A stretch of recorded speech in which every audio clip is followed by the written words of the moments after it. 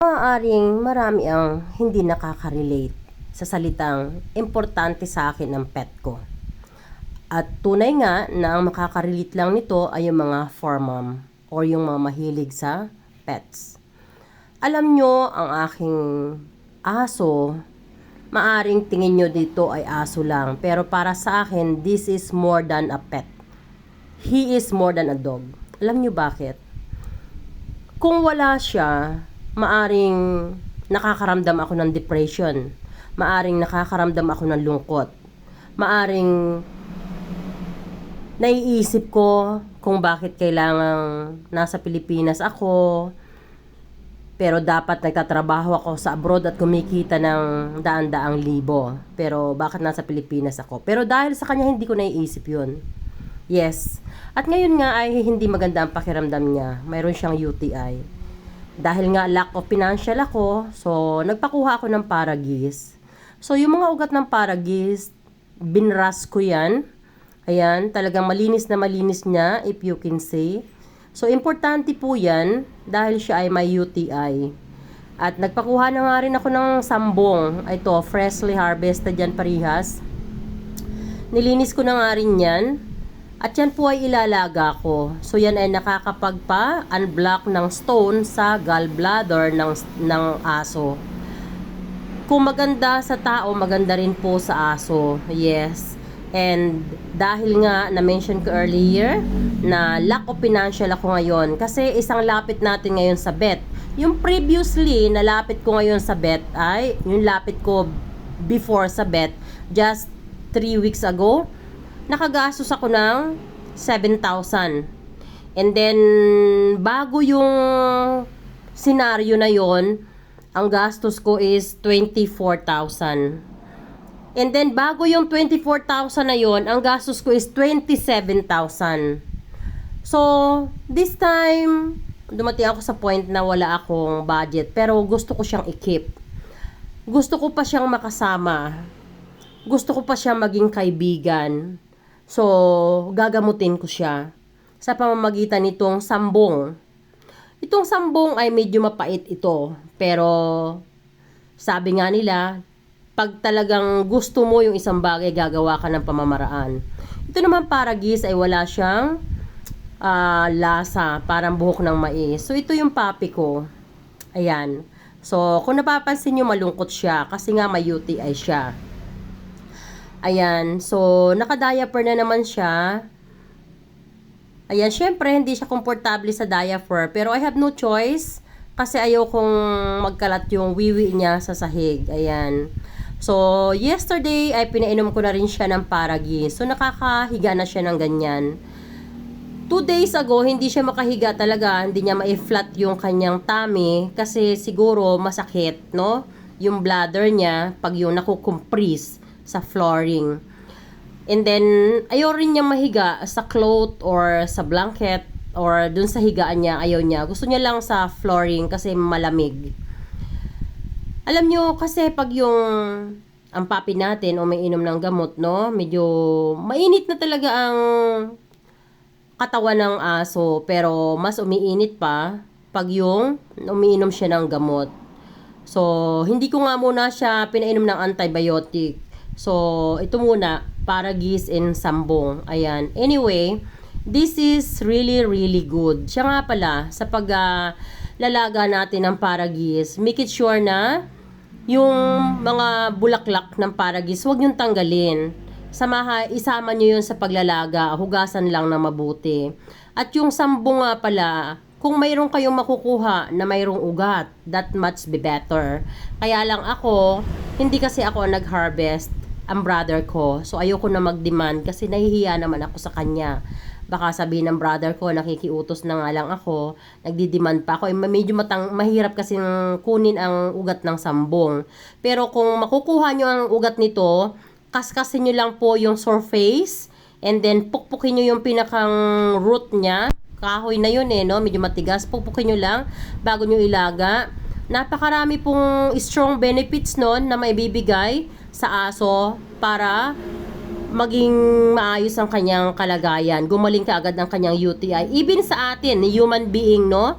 Kung tayo ay mayroong problem sa urinary, it is the same. Yes, parehas lang din po ng procedure at parehas lang din po ng staff ang gagamitin natin. Ayan. So, yun nga po, pag yung magaling sa atin na mga tao ang gamot, probably magaling din po yan sa ating mga pets. Yes. Kaya lang, syempre, as a human, mas malakas ang tolerance natin sa aftertaste ng mga herbal. Pero ang mga pets natin hindi ganun ka-strong ang kanilang tolerance, no? Especially ang sambong is napakapait. Pero I mentioned earlier, no? Lagi tayong may pamamaraan diyan. Kasi nga sabi ko sa inyo, ayoko pa siyang mawala. Gusto ko pa siyang makasama, gusto ko pa siyang maging kaibigan, gusto ko pang i-prolong ang buhay niya. Kaya, ayan, pinagtsatsagaan ko talaga yan. Napakalaking bagay niyan sa buhay ko, guys. He is my best friend, my baby. And it's because of him, I can always be happy. Yes. So, itong Paragis na ito, I'm sure na gagaling siya. I'm sure na magiging happy siya ulit. I'm sure na magiging adorable siya ulit. And playful, no? And I'm sure na he'll be back being a sassy boy. Yes. So, ayan guys. So, I hope na mayroon ako na i-share sa inyong mabuting kaalaman today. Ayan. Alam ko na dito sa social media ay marami ring mga nag-aalaga ng aso or pusa man, no? Pusa man. Parang real baby so, din I po just kasi hope sila, na may no? na-share Pag ako yung sa basang-basa inyo. na ang pampers At yung nila, method hindi nga mo pala pinaltan, ng they pagpapainom na pagkalaga nito ay sisirense ko po yan at nakasama rin nga dito. Ayan. So, nalaga na nga natin. Ayan na oh. Nakalagay sa takuri. Ayan. At ito na nga yung pinalamig ko, nakalagay sa glass. Ito naman yung syringe, nasa tabi. Ayan. So, isang painom po dyan ay isang puno dyan. Yan po ay 2.5 ml. So, at least 3 puno dyan ang pinapainom ko sa kanya, isang inuman. So, repeatedly ko pong pinapainom, ganun katyaga. Yes. Diba? Sa anumang bagay, pag mayroon tayong gustong mangyaring maganda sa buhay natin, talagang tiyaga-tiyaga, di ba? Ganon din sa mga alaga natin. Kung gusto natin silang maging malusog, magtsatsaga tayo na alagaan sila. But this time, gusto ko ma-prolong pa ang buhay ng alaga ko. Gusto ko pa siyang makasama, gusto ko pa siyang maging best friend, gusto ko pang andyan siya, gusto ko pang naririnig yung boses niya. Gusto ko pang ginigising niya ako sa umaga. Gusto ko pang katabi ko siya pag ako may nararamdaman. Gusto ko pag may nangyayari sa akin, andun siya at hindi niya ako iniiwan. So, that is the main reason kung bakit hindi ko siya mapabayaan. Kasi, alam nyo ba in the morning, pag hindi gumagana ang alarm ko, minsan kasi sobrang pagod ko, hindi ko naririnig yung alarm. So, pag nag-alarm na yung phone ko twice, hindi pa rin ako gumigising. Ginigising na ako nitong puppy na to.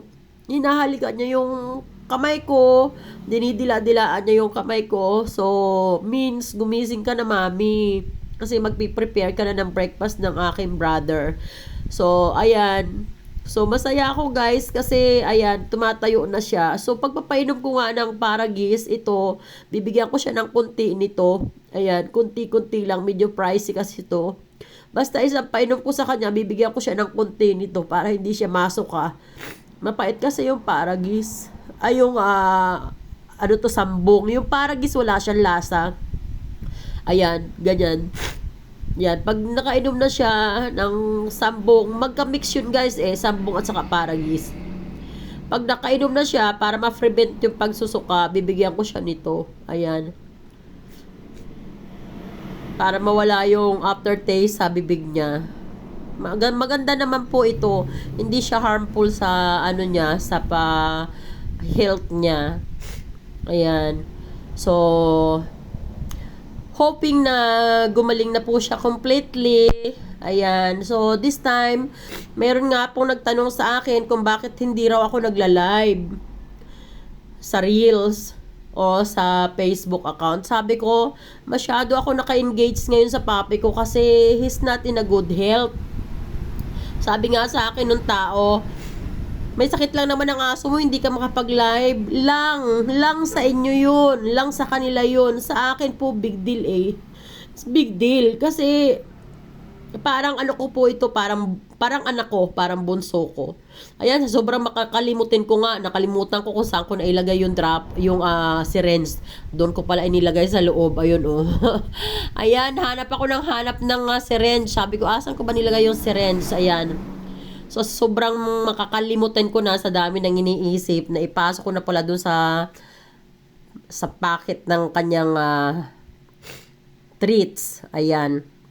So, ito yung kinip ko na Paragis. After 4 hours, papainom ko ulit sa kanya yan, guys.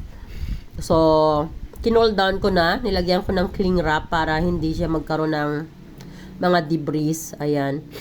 So, pag yung nagpapainom ako sa kanya, guys, yan, sineserens ko ng ganyan. So, yung glass na yan, sa kanya lang talaga yan. Hindi namin yan ginagamit, no? Siyempre, iba yung ginagamit ng human, iba rin yung ginagamit ng pets natin. Kahit na nga yung pets natin ay napakalinis, lagi nililiguan, still, they are animal, no? So, mahal na mahal ko yung aking pet, pero iba pa rin yung kanyang mga utensils, yung kanyang mga gamit, no? Ganun talaga dapat para for hygiene purposes, para yung ating health ay always safe and we are always secured. Ang ating pets ay safe and tayo rin dapat, no? So, dapat balance para hindi tayo magkakaroon ng problem. So, ayan. Tingnan nyo yung aking puppy. So, ganyan lang siya. Chill-chill lang siya. Ayan. Siya, nakita niya na nag-video ako. Ayaw niya, guys, nang binibideo ko siya. Tago na siya ulit under the table. Ayan, ayan na siya, oh, diba? Hello, darling. Hi. Look at the camera. Look at the camera, darling. Hello, okay. Okay. Oh, okay. Ako kuyot-kuyot yan sa mami. Gagaling na yan eh. Bagong ligo yan. Yes, maaga niliguan niya ni mami. Nang init si mami ng tubig. Tapos nilagyan ni mami ng oregano at saka lemon grass. Yes, lemon grass. Opo, ginagayat-gayat po yun ni mami ko.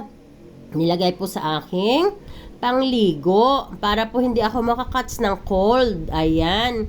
Ganyan po ako kalab ng mami ko. Ayan, pag po medyo mahangin at ganun din po pag maulan, talagang iniinit po ng mami ko ang pampaligo ko para po ako hindi makakats ng cold, para po hindi ako magkaroon ng additional sickness. Ayan. Ayan, tingnan nyo. Di ba? Ayaw niya talaga dun sa kanyang higaan na yan. So, mas prepare niya sa flooring. Ayan, guys. So, ito, papainumin na naman natin siya. Ayan, pinrepair ko na naman. Ayan, so pinrepair ko na rin ulit yung kanyang treats. Rodeo. Ayan. Ayan. So, yan po na nasa glass na yan ay dyan ko pinapalamig. Kasi hindi tayo pwedeng maglagay ng hot sa plastic.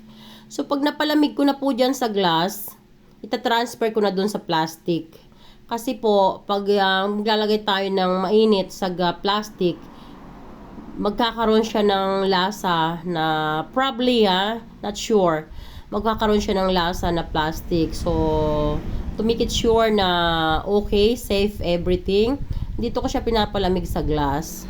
And then, pagpapainom ko na sa kanya, doon ko sinisiren sa plastic glass. Yes. Ayan. So, ganyan lang, guys. Alam nyo, guys, masyado akong maingat sa lahat ng mga bagay-bagay. Pero, hindi ko alam kung bakit siya nagkasakit. This is begin nung New Year, nung putukan, na shock yata siya dun saan. Masyado siyang na-stress dun sa putukan. Ayan, come here, daling. Inom ka na ulit, dali. Daling. Ayan, hindi ko maipapakita sa inyo kung paano siya umiinom, guys. Kasi kailangan ko siyang hawakan. Medyo struggle nga ang pagpapainom sa kanya. Kasi ayaw niya talaga nito. Kaya lang, I have no choice, no? Kailangan ko siyang painumin. Ayan, nakainom na siya. So, ayan. Naglalaro na siya ulit, guys. O, diba? Ayan. So, laro na siya ulit.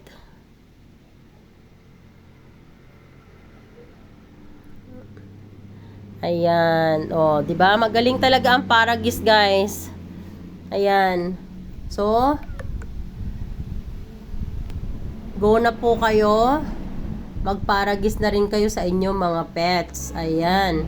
Para ang inyong mga pets ay gumaling na rin.